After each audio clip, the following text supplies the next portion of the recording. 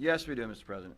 I just want to remind everyone that we are still in a budget process. We're still in a very critical situation with our school budget.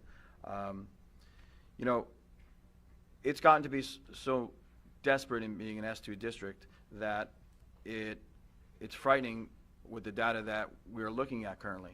And I think Trenton sees this too, and I have to believe that sensible lawmakers are going to recognize that this funding formula is broken and the funding formula doesn't work. And that's why we've put such great effort in having a template letter that's on our district website. I know the PTAs have put it out. I'm encouraging all members of our community that cares about our schools to take that letter and send it to our lawmakers, send it to the governor's office, because what they're doing to districts is not working. They're penalizing school districts for materials that are out of their hand. In fact, one of our staff members, Ellen Connor, was on Ask the Governor today on News Channel 12, and the question was, are they going to bring funding to school districts? And he noted that she was from Old Bridge in the statement, and he correctly stated there's three things that really drive the funding formula. But you can't see the funding formula. We can only hear what drives it, but Trenton won't let you see it. But the three things they say that drive it are money following the students. So where the students go, that's where the money goes. The residents of Old Bridge, their income, and the residents of Old Bridge and their property values. So in explaining that today, the governor said, so those are three of the major things. So addressing one of them, our enrollment, and there's lots of people who have looked at their enrollment and said must be because we're missing thousands of kids.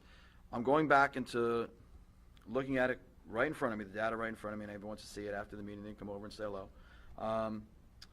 In 1991, as far back as the data that I have, we had 8,191 students, and we were receiving full state aid. Today, we have just under 8,060 students. So we're talking about a difference between 40 students between 1991 and today, when we were fully funded. Now we're not being fully funded. There were times when we went up to 9,000 and change. There's times we went to 7,000 and change. But we've always been in that range. We've gone up and we've gone down. Enrollment is cyclical.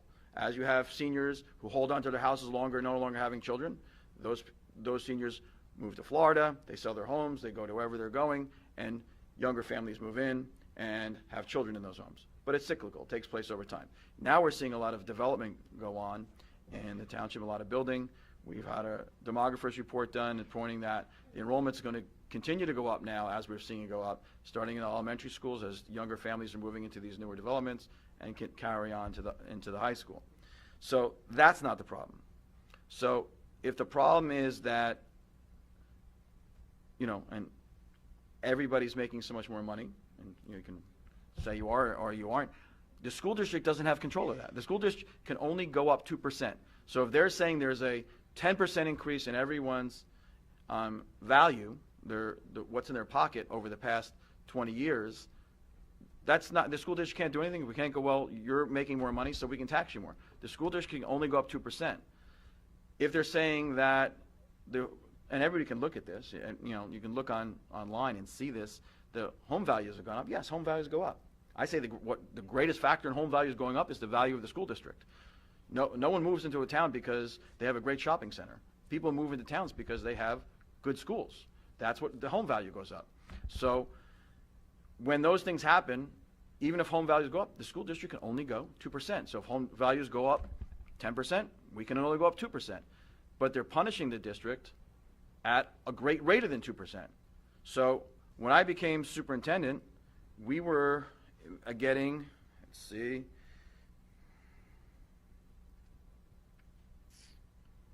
didn't realize I was superintendent that long.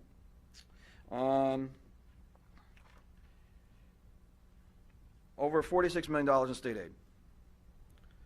Now we're slated to receive $24 million in state aid. They've almost cut us in half, but the number of students has stayed the same. So almost nearly a 50% reduction, but we can only go up 2%.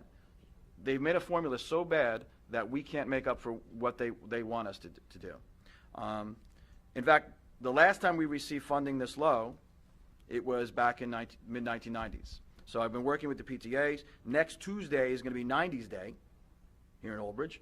We're encouraging all of our student staff to dress like it's the 1990s, because that's how we're being funded, like it's the 1990s.